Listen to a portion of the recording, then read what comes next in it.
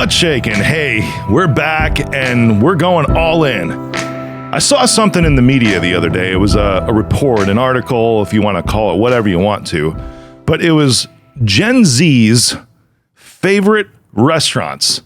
And I was taking a look at these because I started, it was like their top 10 restaurants, but I was looking at the top 3 because the top 3 is really what was being focused on.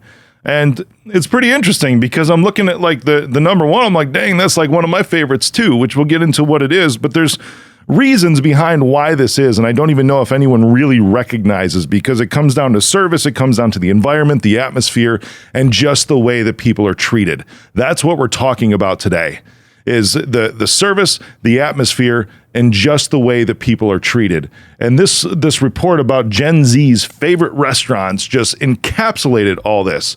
And as I was looking, I'm like, I get it. And I go to all 3 of these restaurants also because of the same exact reasons that I could think. I'm like, I'm not Gen Z.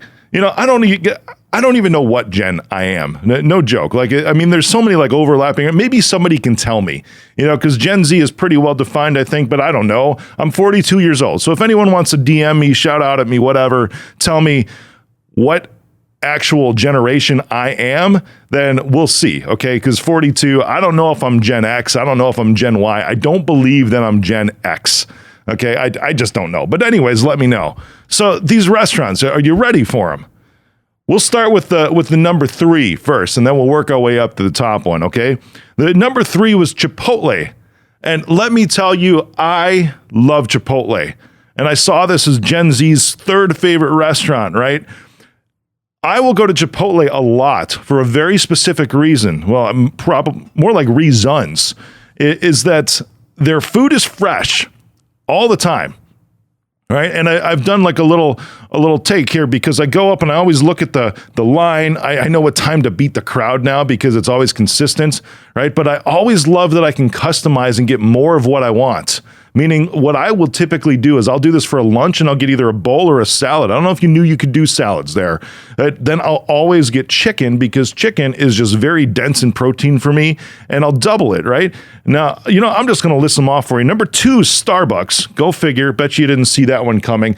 But this number 1 might surprise you, especially with all the political stuff that is surrounding this company, which is so interesting to me that it still came out number 1 for all of these idiot politicians. And I'm going to call it that, these idiot politicians that have tried to dump on this place just because of what they do and how they do it. And it's so interesting to me because America has spoken. Gen Z in America has spoken that they don't care about the politics. They just care about the atmosphere, the service, and the way that they're treated because Chick-fil-A hit number 1. That's right. Not McDonald's, right, that has tens of thousands of restaurants, but Chick-fil-A that has about, I think it's 2,300 restaurants across the United States of America hit number 1. And that was just amazing to see this. And I don't know if you've ever eaten there. This is what we're going to talk about today. Because they even have like a checkpoint system, right? Because their drive-through line moves so wicked fast. And all the way at the very end, and I don't know if you've noticed this, at the very end of whenever they hand you your food, or if you're eating inside, when they drop it off at a table, they will always say, or even just a refill, right? A refill, I get diet lemonade there. I love them for that too. I get the diet lemonade. But even just a refill, they will hand it to you and say 2 words. Always consistent. My pleasure. It's so incredible because the way that you feel when you're in this place is just taken care of.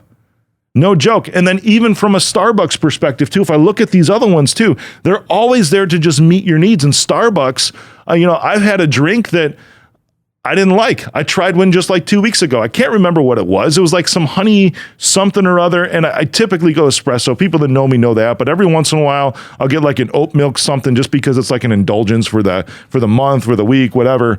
And I didn't like this new drink that they had. And I just said, you know what? I really don't like this. Could I order something different? Fully intending to pay for it. I even said, you know what? I'll pay for it. Like, no worries. We'll just take care of you. We want you to enjoy your drink. It's like, oh my gosh. This is incredible because as I'm looking at these 3, right, it doesn't matter the politics. Now, Starbucks been involved in some pretty interesting politics too, right? Absolutely they have over the past couple of years. Chipotle, I don't know so much. But the top two, if you look at them, Chick-fil-A tends to lean towards the right side. Starbucks leans towards the left side. But the point is, we don't care. All we care about is service, environment, and being taken care of. Isn't that incredible, the way that you're treated, that last one? Isn't that absolutely incredible? To me, it is, because now this checkpoint system that Chick-fil-A has, I don't know if you knew this, right? And you're going to start to make correlations as far as how to treat your own customers throughout this whole thing, right? They have rhythms established at Chick-fil-A. They call it their checkpoint system, so that most of the people that they serve actually go through the drive-thru, right? They serve, I think it's 2 to 3 times as many people through the drive-thru as they do inside the restaurant. And this is coming from a dude, by the way, my very first W-2 job was McDonald's. I ended up being an assistant manager at McDonald's by the time I was the end of my 16 years old, because I started there when I was 15. And I see some similarities, right? Because you can go to McDonald's and for the most part, stuff's pretty consistent, but you go to a Chick-fil-A, it is consistent. No matter if you're eating it here, in Chicago where we have them, you're eating in California, you're eating it in their home state of Georgia. It's just insane how consistent they are with their service, their food quality, and this checkpoint system helps ensure that consistency. Now, I hope you're picking up what I'm laying down today, because whatever business you're in or whoever you're working for, you have to have some kind of regular intervals with your customer base. You have to have these rhythms so that they know that they're getting good service. They know that they're in a good environment. You have to create that environment yourself. And third, they know that they're going to be treated well. Humanly, interactions. Chick-fil-A's checkpoint system does this because they ensure throughout the drive-through process, and if you've ever been in their drive-through, even if it's raining, right, or snowing here in Chicago, they have this tent or these umbrellas that are set up. They have their people out there in gear to work through it. It's just absolutely amazing to me to have these individual experiences as you go along the way, because no matter where you're at, if you're taking your order or placing your order, or then when you finally pay, those are separate, by the way.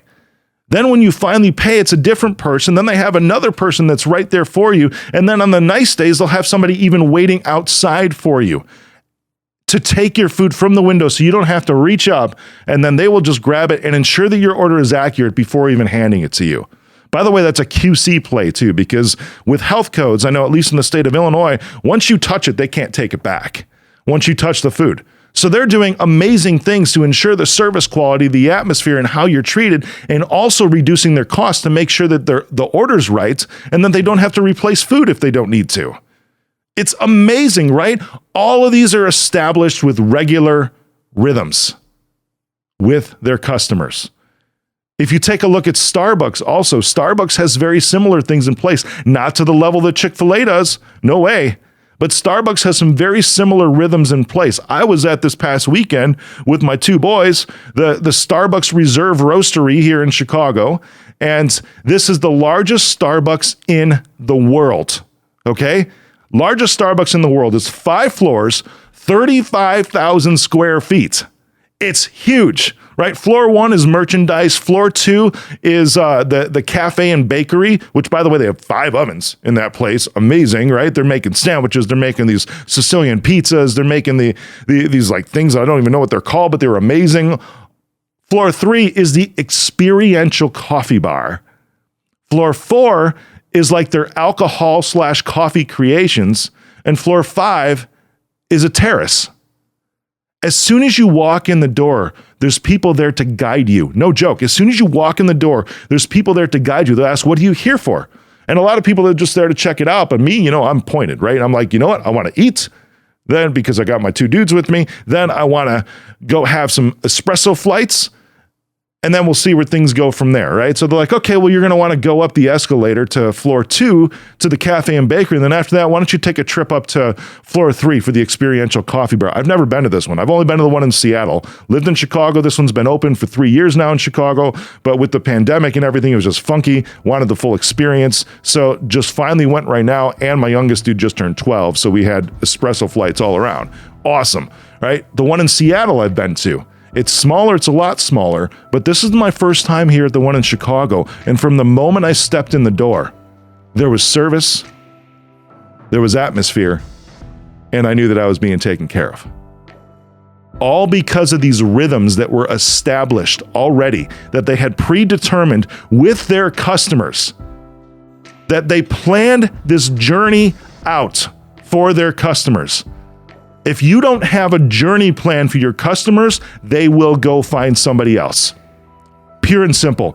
If you don't create those 3 things, an incredible service or product, an atmosphere, and treating them the right way, they will go find somewhere else. Those 3 components, those 3 go into the customer journey.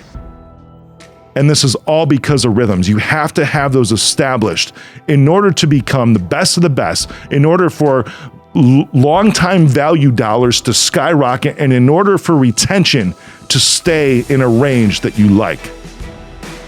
So Gen Z, way to go. You picked out the 3 best that I could have possibly picked. I mean, we're not talking about high-end places, right, with 5-star meals and courses and all that. These are the places that America goes all the time, right? And you could think something to that. You know, all of them actually have some health choices that are there. Starbucks has a lot of sodium, I'll give it that.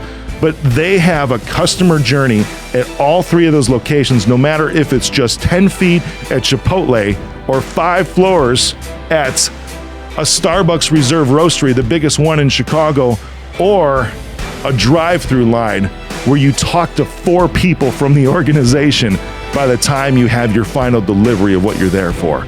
It's absolutely incredible. Way to go, Gen Z. You know what it means for your customer base to go all in.